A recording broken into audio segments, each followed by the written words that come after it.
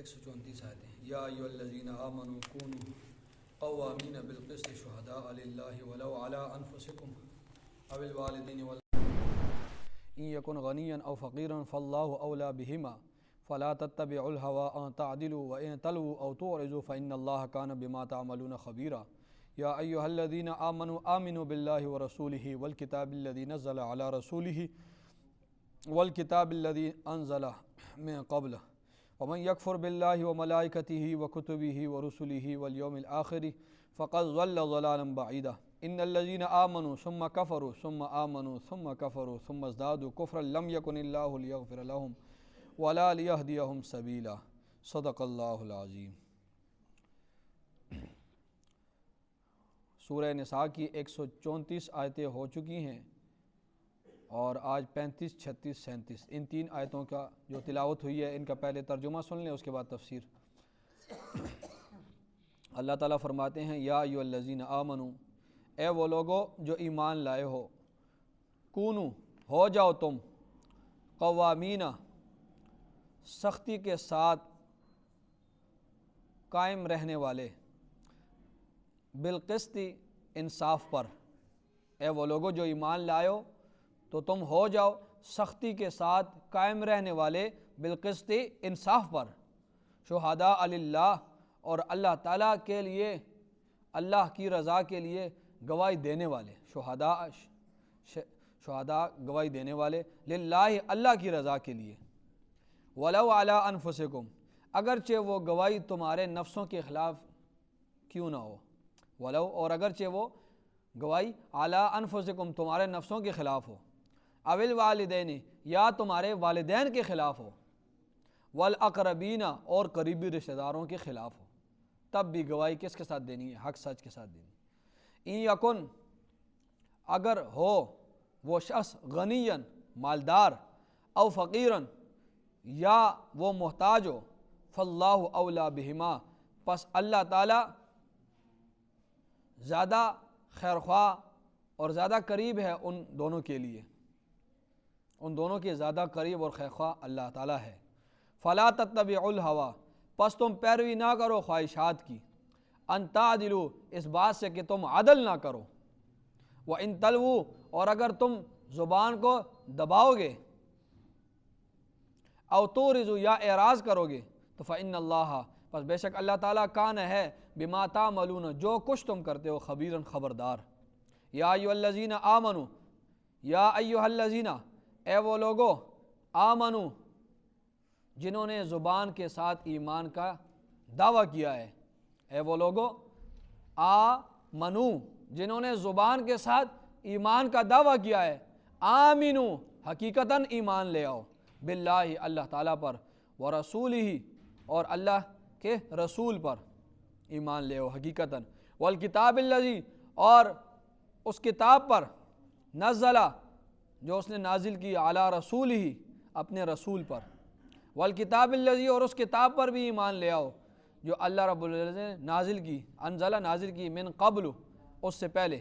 ومن یکفر اور جو شخص بھی کفر اختیار کرے گا، جو شخص بھی انکار کرے گا، باللہ اللہ تعالیٰ کے احکامات کا، وملائکتہ اور اس کے فرشتوں کا، وکتبہ اور اس کے کتابوں کا، ورسلہ اور اس کے رسولوں کا، والیوم الآخر اور آخرت کے دن کا، جو شخص بھی کیا کرے گا؟ انکار کرے گا، تو فقد ضل پس تحقیق وہ گمراہ ہوا، ضلالا بعیدا گمراہی میں دور جا پڑنا، ضلالا بعیدا دور کی گمراہی میں. ان الذین آمنوا بے شک وہ لوگ جو ایمان لائے، ثم کفروا پھر انہوں نے کفر اختیار کیا، ثم آمنوا پھر وہ ایمان لے آئے، ثم کفروا پھر انہوں نے کفر اختیار کیا، ثم ازدادوا کفرا پھر وہ زیادہ ہو گئے کفر میں، لم یکن اللہ پس نہیں ہے اللہ تعالیٰ، لیغفر لہم کہ ان کو بخشے، ولا لیہدیہم اور نہ ان کی رہنمائی کرے، سبیلا راستے کی. یہ ان آیات کا ترجمہ ہوا. یہ اوپر جاؤ، ان کو شور نہ کرو، آپ لوگ اوپر کیوں گئے ہیں؟ اچھا، یہ ان آیات کا ترجمہ ہوا. اب اس کی تفسیر سنیں. دیکھیں پیچھے اللہ رب العزت نے نکاح کے طلاق کے وراثت کے مسائل بیان کیے، نکاح کے، طلاق کے اور وراثت کے اللہ رب العزت نے کیا کیے؟ مسائل بیان کیے۔ اور ان تمام چیزوں میں، نکاح میں، طلاق میں، ان میں گواہوں کی ضرورت پڑتی ہے۔ نکاح میں بھی گواہوں کی ضرورت پڑتی ہے، طلاق میں بھی حکم یہی ہے کہ سامنے ہو سارا کچھ، اور اسی طرح وراثت میں بھی۔ تو ان چیزوں میں پیچھے جو مسائل بیان ہوئے، طلاق کے، نکاح کے، وراثت کے، یتیموں کے وراثت ہو، یہ تو ان مسائل میں گواہ کی ضرورت پڑتی ہے۔ اور جب ان مسائل میں گواہ کی ضرورت پڑتی ہے تو اب اللہ رب العزت گواہی کے متعلق ایک ضابطہ بیان کر رہے ہیں۔ نکاح میں بھی گواہ کی ضرورت پڑتی ہے، نکاح میں، طلاق میں، وراثت میں۔ جب ان چیزوں میں گواہ کی ضرورت پڑتی ہے، اب اللہ رب العزت گواہ کے متعلق ایک ضابطہ بیان کر رہے ہیں۔ ٹھیک ہے، اب سمجھ آیا اس کا تعلق ان آیات کا پچھلی آیات کے ساتھ؟ اب قرآن کی طرف دیکھیں۔ اللہ فرما رہے ہیں یا ایھا الذین آمنو، اے وہ لوگو جو ایمان لائے ہو، کونو، ہو جاؤ تم، قوامین، سختی سے قائم رہنے والے، بالقسط، انصاف پر۔ اے وہ لوگو جو ایمان لائے ہو، تم ہو جاؤ سختی سے قائم رہنے والے، کس پر؟ انصاف پر۔ شہداء للہ، اور گواہی دینے والے، للہ، اللہ کی رضا کے لیے۔ ایمان والو، اللہ کی رضا کے لیے گواہی دو۔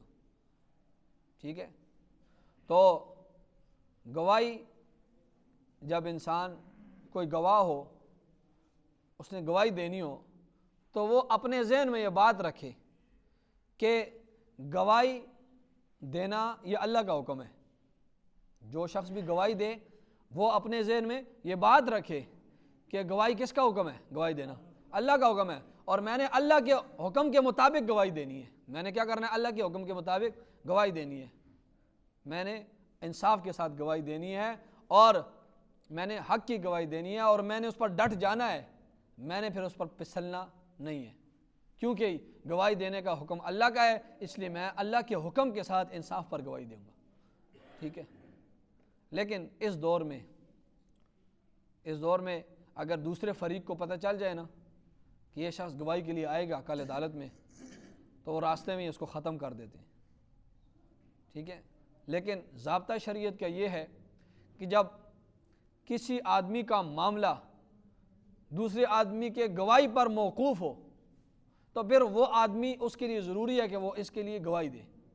اگر وہ گواہی نہیں دے گا تو پھر یہ گواہی نہ دینے والا شخص کیا ہوگا؟ گناہگار ہوگا۔ مثال کے طور پر دو آدمی لین دین کر رہے تھے، اب دو الگ کھڑے تھے، لین دین کے علاوہ دو آدمی کھڑے تھے، انہوں نے یہ سارا لین دین دیکھا۔ اب ان دو آدمیوں میں جو معاملات ہوئے اس میں اختلاف ہوا، ان دو آدمیوں میں کیا ہوا؟ اختلاف ہوا۔ تو جب اختلاف ہوا تو اب اس میں ایک کا حق مارا جا رہا ہے نا، اختلاف ہو گیا، دو معاملہ جب کیا، اب ان دونوں میں سے کسی ایک کا تو حق مارا جا رہا ہے۔ اب یہ جو دو گواہ کھڑے تھے، دو بندے کھڑے تھے، اب ان پر ضروری ہے کہ یہ اس جس کا حق مارا جا رہا ہے اس کے، یعنی جو حق پر ہے، اس کے گواہی دے، اس کے بارے میں کہ یہ شخص حق پر ہے، یہ معاملہ اس طرح نہیں ہوا تھا، یہ اس طرح ہوا تھا، یہ دوسرا بندہ جھوٹ بول رہا ہے اور یہ سچ بول رہا ہے۔ اب اگر یہ شخص گواہی نہیں دے گا، یہ دونوں، تو پھر یہ کیا ہوں گے؟ گناہگار ہوں گے۔ لیکن اگر معاملہ ہو رہا ہے دو آدمیوں کے درمیان اور کافی لوگ کھڑے ہیں، اب ہر شخص پر گواہی دینا واجب نہیں ہے۔ ٹھیک ہے، لیکن اگر کوئی بھی نہ ہو، وہ صرف دو ہی ہوں، تو اب ان دونوں پر ضروری ہے، کیونکہ وہاں تو بہت سے لوگ ہیں نا، تو اب ہر شخص پر واجب نہیں ہے گواہی دینا، لیکن یہاں پر ایک کا حق مارا جا رہا ہے دوسرے کا، تو اب یہ اس کے حق کے لیے اس پر گواہی دینا واجب ہے۔ دوسری بات یہ ہے کہ گواہی دینے پر اجرت لینا یہ درست نہیں ہے۔ ٹھیک ہے، اب آج کل تو عدالتوں کے باہر کھڑے بیٹھے ہوتے ہیں، وہ کہتے ہیں میں گواہی دوں گا، مجھے اتنے پیسے دو، میں کہوں گا اس نے اس کو مارا ہے، میں دیکھ رہا تھا ساری بات، وہ عدالت میں جا کے اب جج کا کوئی قصور نہیں ہوتا، جج نے تو سامنے معاملے کو دیکھنا ہے اور اس نے اس پر فیصلہ کر دینا ہے۔ اب اس کے سامنے جو رپورٹ آئے گی تو وہ اس کے مطابق فیصلہ کرے گا۔ ٹھیک ہے، وہ اس کے سامنے جو رپورٹ آئی، جو دلائل آئے، تو جو مضبوط دلیل ہوگی اس پر وہ جج فیصلہ کر دے گا، اگرچہ وہ ناحق ہے، لیکن وہ دلائل اس کے پاس مضبوط ہے تو وہ دلائل کو دیکھتا ہے، وہ یہ نہیں دیکھتا کہ یہ شریف ہے اور یہ، وہ دلائل دیکھتا ہے کس طرف دلائل مضبوط ہے، دلائل دے کر، تو اس کا کوئی قصور نہیں ہوتا، اس نے دلائل کو دیکھنا ہوتا ہے۔ تو گواہی پر اجرت لینا، پیسے لینا یہ جائز نہیں ہے۔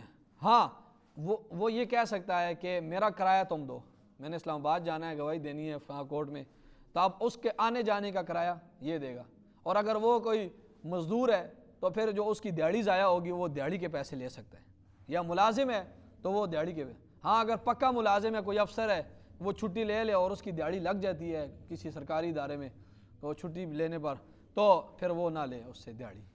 ہاں کوئی عام سا آدمی ہے جس روز دیہڑی لگاتا ہے، ریڑھی لگاتا ہے، اس کو جتنا فائدہ ہوتا ہے تو وہ کرایہ بھی لے گا آنے جانے کا، اور کھانے پینے جو دوپہر کو یا جو جب جائے گا تو کھانے پینے کا وہ پیسے بھی لے گا، اور اپنی مزدوری بھی وہ لے گا، اس کے لیے وہ لینا جائز ہے۔ باقی گواہی پر پیسے لینا یہ اس کے لیے جائز نہیں ہے۔ ٹھیک ہے، یہ کچھ مسائل ہیں۔ تو فرمایا وَلَوْ عَلَىٰ أَنفُسِكُمْ، گواہی دو اللہ کی رضا کے لیے، اگرچہ وہ تمہارے جانوں کے خلاف ہی گواہی کیوں نہ ہو۔ جانوں کے خلاف گواہی دینے کا مطلب یہ ہے کہ انسان اپنی غلطی خود تسلیم کر لے اور دوسرے کا حق مان لے کہ ہاں بھائی مجھ سے غلطی ہوئی تھی اور یہ دوسرے کا حق بنتا ہے، اس کو یہ حق دے دو۔ یہ ہے فرمایا اگرچہ تمہیں پتہ جب چل گیا کہ ہاں میری غلطی ہے، غلطی تسلیم کر لو، لیکن اس دور میں غلطی کوئی تسلیم نہیں کرتا۔ وہ خیر القرون کا زمانہ تھا، رسول اللہ صلی اللہ علیہ وسلم نے کے پاس ایک بندہ لایا گیا آدمی، اور جی آپ صلی اللہ علیہ وسلم سے انہوں نے عرض کیا کہ اس نے چوری کی ہے، انہوں نے کہا چوری کی؟ ہاں جی میں نے چوری کی ہے۔ فرمایا شخص پاگل تو نہیں ہے؟ اب پتہ بھی ہے کہ اس کے میرے ہاتھ کاٹے جائیں گے اور جج بھی میری تائید کر رہا ہے۔ آپ صلی اللہ علیہ وسلم نے فرمایا کہ تو چوری نہیں کر سکتا۔ آپ صلی اللہ علیہ وسلم نے یہ فرمایا پہلی بار جب اس کو لایا گیا، آپ نے فرمایا آپ تو چوری نہیں، آپ تو لگتے نہیں ہیں کہ آپ کی وضع قطع ایسی ہے شریفانہ، آپ تو، اب جب جج بھی تائید کر رہا ہو، فیصلہ تو آپ صلی اللہ علیہ وسلم نے سنانا تھا، تو اگر اس دور میں ہوتا کہ جج بھی میرے ساتھ ہے، جج تو کہہ رہا ہے کہ آپ نے چوری نہیں کی ہوگی، تو پھر کیا؟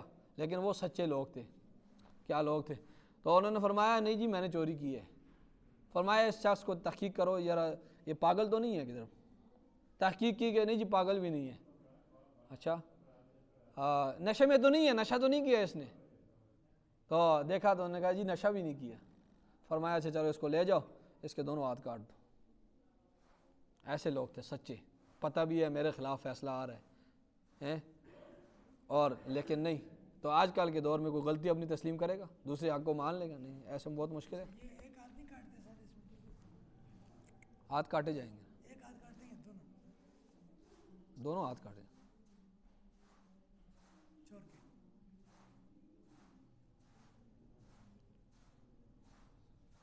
اب میرے ذہن میں نہیں ہے۔ والسارق والسارقۃ فاقطعوا ایدیہما، چلے میں اس کے بعد بتاتا ہوں کل انشاءاللہ۔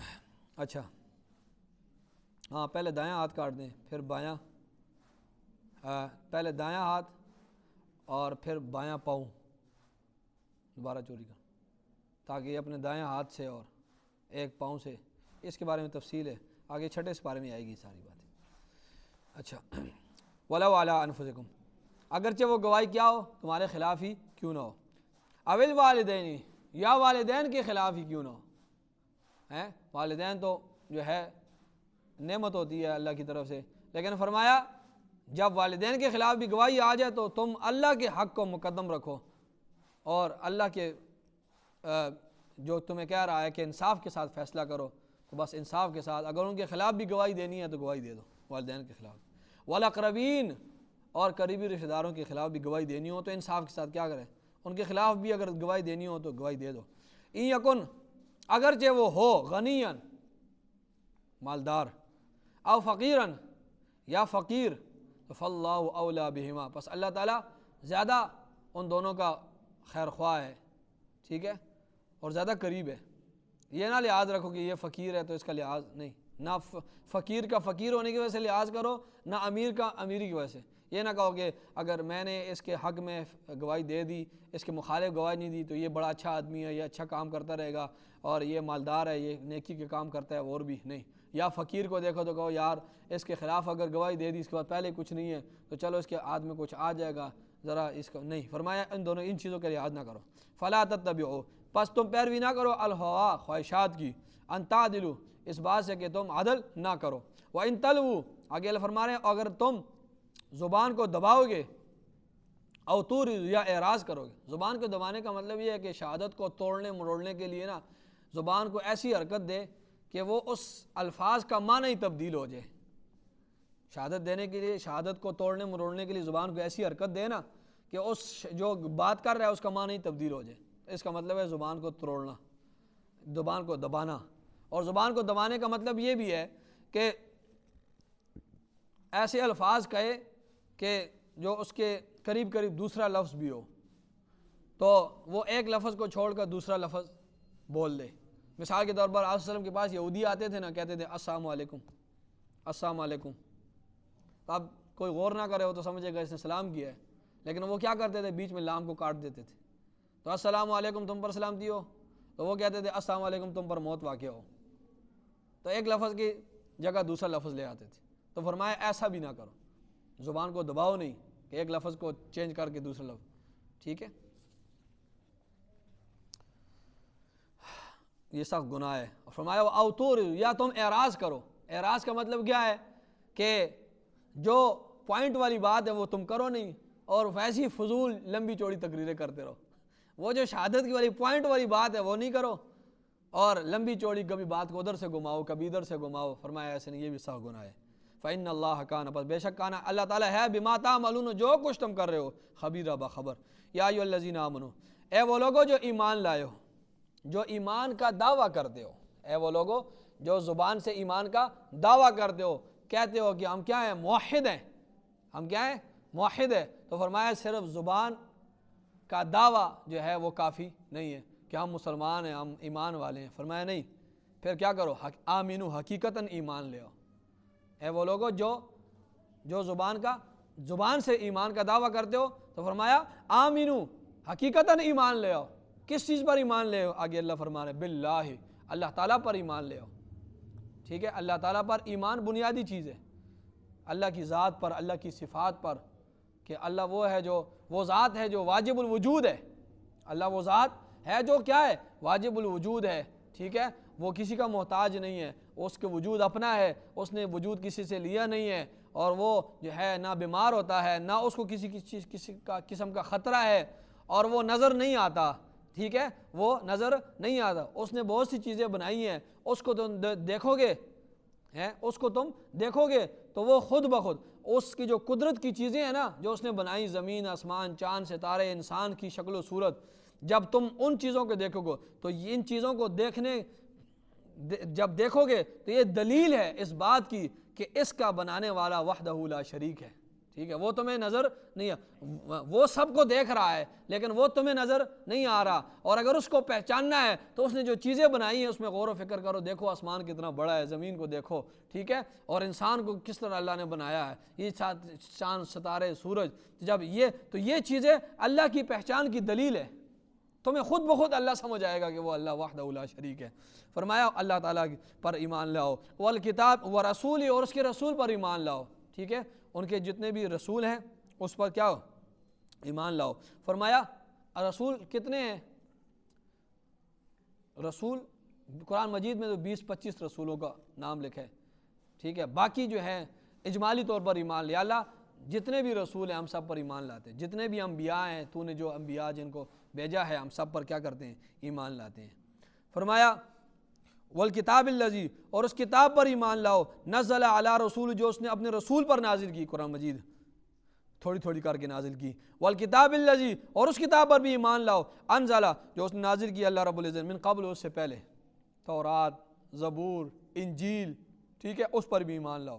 اور جن کتابوں کا تمہیں نہیں پتہ تو پھر اجمالی طور پر ایمان لے آؤ کہ اللہ تورات، زبور، انجیل کا تو ہمیں پتہ ہے، قرآن مجید کا پتہ ہے کہ اللہ یہ تیری کتابیں، باقی جو اگر تو نے کتابیں، صحیفے نازل فرمائے، ہم تیری تمام تر کتابوں، صحیفوں پر ایمان لاتے ہیں، جو تم نے آپ نے نازل فرمایا۔ فرمایا والکتاب الذی نزل علی رسولہ۔ اچھا ومن یکفر، اللہ فرما رہا ہے جو شخص کفر کرے گا باللہ، اللہ تعالیٰ کا انکار کرے گا، وملائکتی، اور اس کے فرشتوں کا انکار کرے گا۔ فرشتے یہ اللہ کی نورانی مخلوق ہے، اللہ نے اس کو نور سے پیدا کیا، اور نور جو ہے یہ اللہ کی کیا ہے؟ مخلوق ہے۔ جس طرح آگ مخلوق ہے، مٹی مخلوق ہے، اور پانی مخلوق ہے، یہ تمام تر چیزیں کیا ہیں؟ مخلوق ہے، ٹھیک ہے۔ تو اللہ نے جو ہے فرشتوں کو کس سے پیدا کیا؟ نور سے۔ وہ نہ کھاتے ہیں، نہ پیتے ہیں، نہ شادی کرتے ہیں، نہ تھکتے ہیں کچھ، ان کی خوراک کیا ہے؟ سبحان اللہ وبحمدہ، سبحان اللہ وبحمدہ، یہ اس کی خوراک ہے ان کی، بس وہ ہر وقت عبادت کرتے ہیں۔ اور فرمایا وکتبی، اور اس کی کتابوں پر، جس نے انکار کیا اس کی کتابوں، جس شخص نے انکار کیا اللہ کا اور اس کی فرشتوں کا اور اس کی کتابوں کا، ورسلی، اور اس کے رسولوں کا، اور والیوم الآخر، اور آخرت کے دن کا، جس نے بھی انکار کیا فقد ضل، تحقیق وہ گمراہ ہوا، ضلالا بعیدا، دور کی گمراہی میں جا گرا ہو۔ ان الذین آمنوا ثم کفروا ثم آمنوا، ان الذین، بے شک وہ لوگ، آمنوا جو ایمان لائے اپنے دور میں موسیٰ علیہ السلام پر ایمان لائے، موسیٰ علیہ السلام کے دور میں بے شک وہ لوگ جو آمنو، جو ایمان لائے موسیٰ علیہ السلام کے دور میں موسیٰ علیہ السلام پر، ثم کفروا، پھر انہوں نے کفر اختیار کیا۔ کفر کس طرح اختیار کیا؟ کہ ان لوگوں نے بچھڑے کو معبود بنا لیا، ٹھیک ہے۔ پھر کیا کر لیا؟ ایمان تو لائے موسیٰ علیہ السلام پر موسیٰ علیہ السلام کے دور میں، پھر بچھڑے کو معبود بنا کر کفر اختیار کر دیا۔ ثم آمنوا، پھر بعد کے دور میں پھر ایمان لے آئے۔ ثم کفروا، پھر انہوں نے کفر اختیار کیا۔ جب عیسیٰ علیہ السلام آئے تو عیسیٰ علیہ السلام کا انکار کیا، حتیٰ کہ اللہ فرماتے ہیں انکار کیا کرتے؟ انکار بھی کیا، اور عیسیٰ علیہ السلام پر تہمت لگایا کہ ولد الزنا ہے، نعوذ باللہ۔ فرمایا ثم ازدادوا، پھر وہ زیادہ ہو گئے کفراً، کفر میں۔ پھر جب رسول اللہ صلی اللہ علیہ وسلم آئے تو ان کا انکار کر کے اور کفر میں زیادہ ہو گئے۔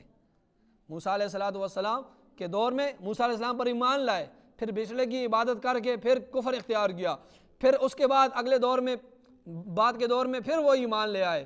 پھر جب عیسیٰ علیہ السلام آئے تو ان کا انکار کیا، ان کو تسلیم نہیں کیا نبی۔ پھر رسول اللہ صلی اللہ علیہ وسلم جب آئے، حالانکہ ان کے بڑے جو تھے وہ جب مرنے لگتے تھے وہ وصیت کرتے تھے، وہ کہتے تھے رسول اللہ صلی اللہ علیہ وسلم آئیں گے، آخری نبی آئیں گے، پہلے اس بارے میں بات گزر چکی ہے، آپ لوگوں نے ہمارا سلام ان کو پہنچانا ہے اور آپ لوگوں نے ان پر ایمان لانا ہے۔ ان کے بڑے اپنے چھوٹوں کو یہ کہتے تھے مرنے سے پہلے یہ وصیتیں۔ اور پھر اللہ فرماتے ہیں کہ یہ جب مشرکوں کے خلاف، یہ یہودی کافروں کے خلاف لڑتے تھے اس دور میں، تو یہ جب جنگ کا موقع ہوتا تھا تو یہ مجھ سے دعائیں کرتے تھے، یا اللہ وہ جو نبی آخر الزمان ہے اس کے وسیلے، اس کے طفیل سے، اس کی برکت سے ہمیں فتح عطا کر۔ لیکن فرمایا جب رسول اللہ صلی اللہ علیہ وسلم آئے تو انہوں نے انکار کر دیا ان کا، ضد کی بنیاد پر۔ فرمایا ثم ازدادوا، پھر وہ زیادہ ہو گئے کفر میں رسول اللہ صلی اللہ علیہ وسلم کا انکار کر دیا۔ لم یکن اللہ، نہیں ہے اللہ تعالیٰ، لیغفر لہم، کہ ان کی مغفرت کر دے، ولا لیہدیہم، اور نہیں ہے اللہ تعالیٰ کہ ان کو رہنمائی کرے سبیل، راستے کی۔ جب یہ لوگ، جن لوگوں نے یہ کام کیے ہیں تو نہیں ہے اللہ تعالیٰ کہ ان کی مغفرت کر دے۔ اللہ رب العزت ان کا محتاج نہیں ہے کہ جب وہ اپنی ضد پر ڈٹے رہیں تو اللہ کو کوئی ضرورت نہیں ہے کہ اللہ ان کی مغفرت کر دے یا اللہ ان کو سیدھا راستہ دکھائے۔ اللہ فرما رہے ہیں جس طرح ہے بس چلتے رہیں لوگ، نہ ان کو میں نے سیدھا راستہ دکھانا ہے، نہ ان کو میں نے ان کی مغفرت کرنی ہے۔ کیوں؟ یہ خود ہی اپنے ضد کو نہیں چھوڑ رہے، رسول اللہ صلی اللہ علیہ وسلم کو نبی تسلیم نہیں کر رہے۔ آمین۔ الحمدللہ رب العالمین والعاقبۃ للمتقین والصلاۃ والسلام علی سید الانبیاء والمرسلین۔ ربنا آتنا فی الدنیا حسنہ وفی الآخرۃ حسنہ وقنا عذاب النار۔ صلی اللہ علیہ وسلم۔